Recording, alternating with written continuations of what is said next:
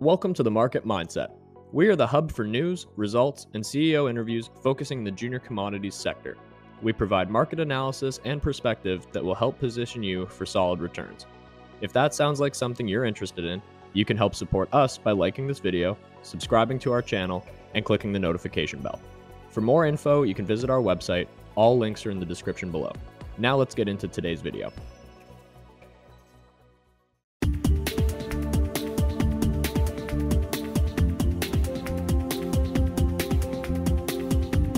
Good morning, everyone. It's Andrew with the Market Mindset.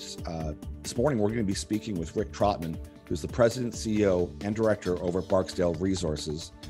This is going to be an interesting conversation because I like stories with some very near-term catalysts that can be very transformative, to say the least. There's some intrigue. There's a lot of interesting optionality and things to talk about. And I'm not trying to be too mysterious, but this is going to be interesting. This is a very, very interesting project that's going on here. And not only the project, but incredible team. Rick Trotman, who we're going to be speaking with, has over 15 years experience in the mineral industry. And he's been on the fund side of the world, at resource capital funds and HSBC, buy and sell side.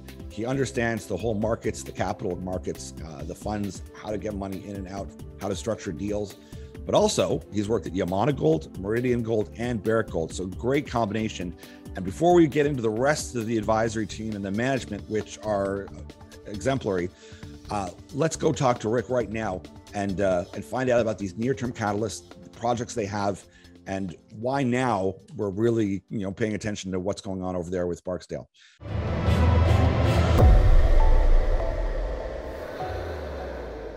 So good morning, Rick. How are you? I'm looking forward to chatting with you about a couple of these projects. And I always love stories where there's a bit of urgency as well. And I think this has some. Yeah. Thanks for having me on the program, Andrew. It's great to be here. Look, there's a couple of dominoes that we think are going to start falling here soon. So after a long period of kind of hurry up and wait, I think that we're going to get to some really cool permitting milestones and, over the next couple of months, and that should be fantastic for our shareholders, existing and potential new ones. So now I know for some generalists, they think, oh God, don't need to talk about permitting, Andrew. It's so yawn. It's a big bore. I'm like, no, but this is different because specifically with this Sunnyside project and property, how would you tell us what that is? Because that attracted very important, specific groups, funds, you name it, parties that are currently heavily invested into the company about 4 years ago. And this is why it's critical, this permit for this property. And maybe let's just start off with that property because it is that kind of the golden piece there. Sure. Yeah. So the Sunnyside is the property that you're talking about. Yes. And it's kind of the crown jewel in our portfolio. It's the one that we think can unleash or unlock the most value for shareholders ultimately. It's our baby. Yeah. And so we've been going through a permitting process there for a number of years now. And like you said, the project has a ton of potential. It's attracted the investment dollar for some very significant funds, corporates, and kind of kings of industry, kind of have their positions within Barksdale. And the key to unlocking all this value is ultimately getting the drilling permit and getting the exploration, kind of truth machine, so to speak, the drill bit turning on the property, because we know it's got a ton of potential. It's sitting next to a world-class asset. We effectively share a resource, or maybe not a resource, sorry, but an ore body, so to speak. And we need to figure out how much of it we have. And so getting that permit is critical to actually getting the story going. And our shareholders have been patient and diligent and, been waiting with us for 3 years as we went through this permitting, kind of regime in the States, which is just a pain. But we're seeing kind of the light at the end of the tunnel, Andrew. We're getting closer every day. And we think that, we're going to have some of these big dominoes on the permitting front start to fall here soon. Perfect. And I know also some background to people. We're talking about South 32's Hermosa project. And even like when people talk about like a near term or like when you're near a mine, the best place to look for a mine is you guys are literally like, you could take photos of their underground tunnel from your property Yeah. And they were using as diagonally drilling in that ore body, which you're sharing for some of their numbers for this mine. And they're very happy about this. It's like, I think, a $1.23 billion direct cost, another 400 million of indirect costs with this Taylor deposit. So this is not small. No. Yeah. And when I love when people talk about, we're close to, say, Red Lake, we're close to Kilgory, or we're close to something big that could be 15, 20, 30 miles. This is literally, you can throw a rock at them. Yeah. Look, geologically, it's all the same geologic system, right? So what we're separated by is effectively a property boundary. And as everyone would realize, geology isn't bounded by property lines. So at the end of the day, what is next door is a top 10 in the world deposit of unmined silver. It's also a top 10 unmined deposit of lead and zinc mineralization. And we don't even know what's on our side of the fence yet. So this geologic system, which is already one of the largest in the world, has a lot more potential to get significantly bigger, right? And our goal as a company is to get that exploration component going, get the drill bit turning, and actually see how big we can make that system on our side of the fence. And with the map that you can see up here right now, I mean, you're kind of cradling around their properties here, which is great, but also around you guys as well are some major players too. So this is kind of the intrigue part where it's like, okay, hold on, you guys are a smaller player surrounded by very large players that are, I would say, intently watching to see what develops as time goes by.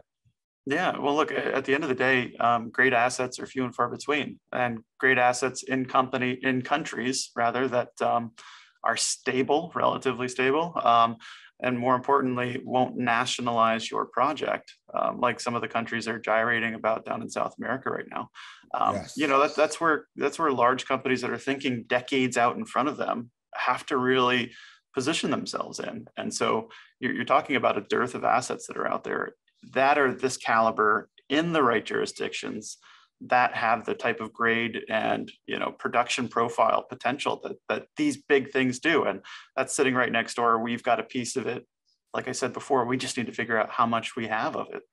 Yeah. And for anyone this is an easy story for anyone to get their head wrapped around because it is so close, and they've sunk the money in already. 2023, I think, is what they're expecting time to go. If someone finds a resource and it's out in the middle of nowhere, it still could be 8 years before anything happens. That's not the case with you guys at all. It's already happening next door. And once you unlock, or you're even able to unlock, I think conversations start happening very quickly. And that's that corporate boardroom espionage. And I always think that it must be so fascinating what goes on behind the scenes with all those major players just waiting and watching to see, once you can start poking holes and finding out exactly what you've got.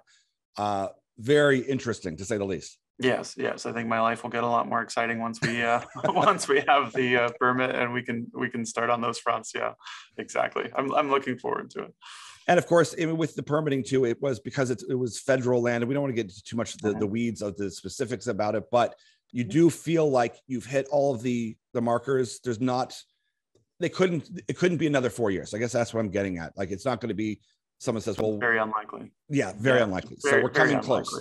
Yeah. Look, when you're dealing with governments, you can't guarantee anything. You can't make promises. I don't like to put out, guidance as to when we're going to get things, just because the government typically, ruins my day, by incurring delays and, being short-staffed and all sorts of different things. So, but based on kind of the progression that we need to make through these different milestones, we have a very major milestone coming here in the next, hopefully 2-3 days, as far as kind of the receipt of a big biological study and opinion by the U.S. Fish and Wildlife Service. And that'll be the big catalyst to kind of start the downhill push as far as finishing the permit is concerned. So that really is near term. And we like that. So for someone watching today, I get the benefit of 4 years of stress and hard work that we might be getting very close to something in a matter of days, which is wonderful, painful for yourself, but wonderful for new viewers who are watching, who want to see a project that I mean, this is really close to fruition. And with a couple days waiting on this, maybe not final step, but certainly a major step towards getting this permit, I think that unlocks, at the very least, conversations with your neighbors. We're going to be judged by whether we get this permit on time and what the results are from the drilling. And so getting this kind of milestone under our belt, getting to the end of the permitting process, these are all just big steps. They're chunky ground that we're taking, so to speak. And that's what we have to do. That's what we're going to hopefully deliver value to our shareholders because of, right? I think on a macro level too, and this is just my own opinion, is that you've got a lot more willingness and acknowledgement by even the federal government, and certainly the Biden administration with their infrastructure bill, is that we need to have some control, supply, and consistent supply near and close, and the shipping costs and whatnot. I mean, I've done a whole show on just shipping out of Vancouver being up like 600%.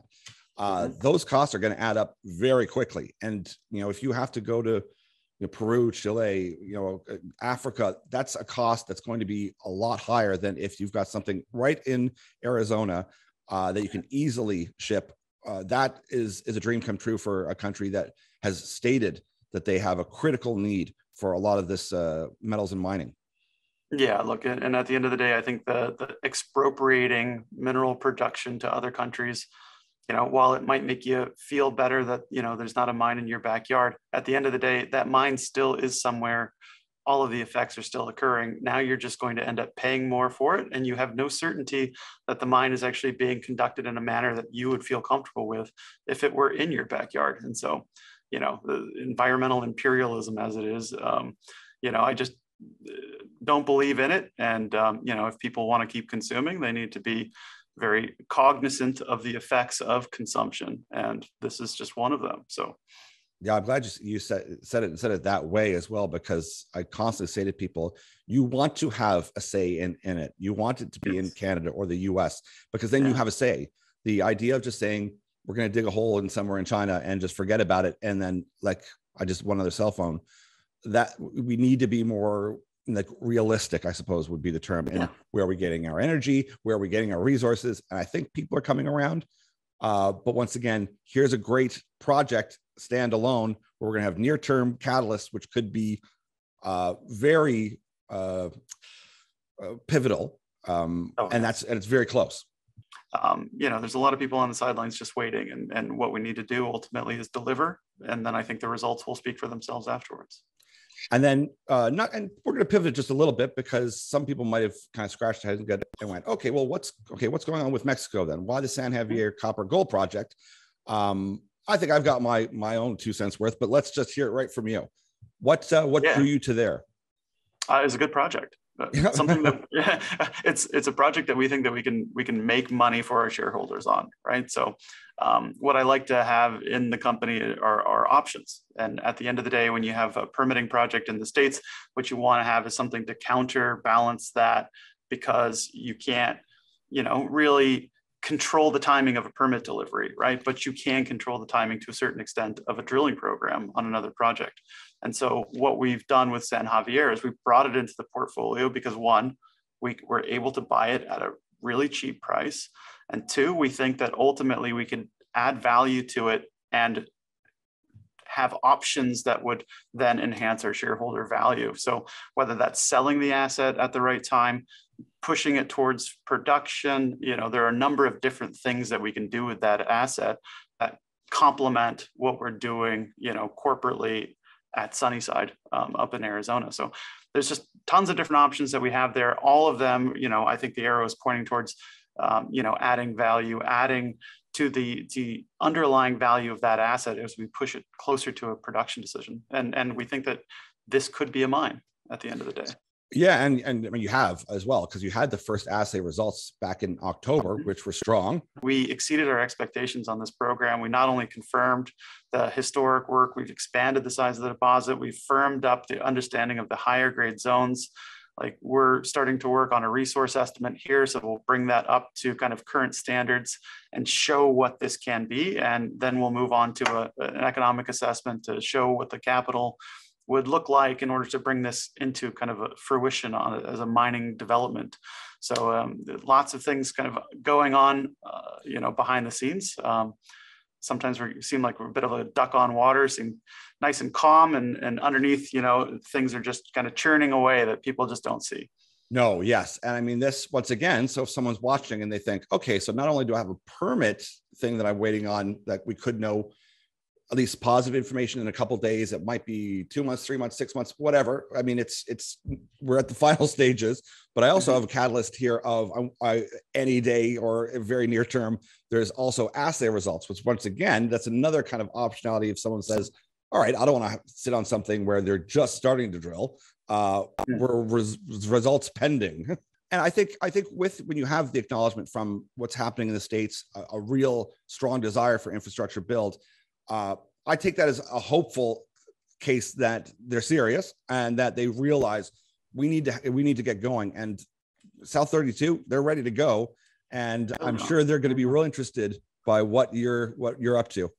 Yeah, well, look, they've stated to the public that they're going to be in production in 2027, but they're breaking ground effectively this year. They're going to start building a big water treatment plant. They're going to start dewatering the ore body, so that they can kind of advance underground activities, things of that nature. And so these are large capital commitments that are happening right next door.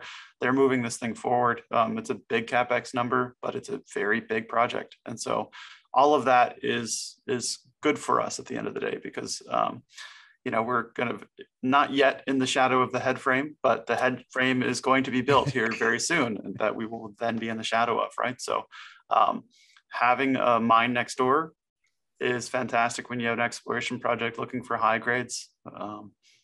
So we just need to deliver, Andrew.